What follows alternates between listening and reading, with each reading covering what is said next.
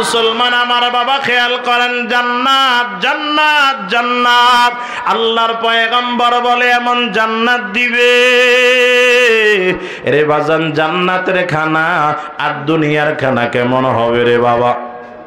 মাইকের আওয়াজ কমে গেল লাগে, হ্যাঁ একটু বাড়াই দেন না ভাই, আমার কষ্ট হইতেছে। হালকা একটু ছিল, বন্ধ করে দিছেন কা ভাই।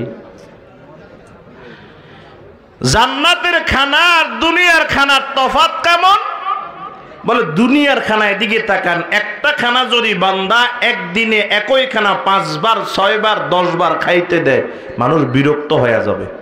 যত ভালো খানা হোক, ফল ফ্রুট, আপেল কমলা, সকাল 7, এদিকে তাকান, সকাল 7টায় দিল আপেল কমলার নাস্তা, সকাল 8টায় দিল আবার আপেল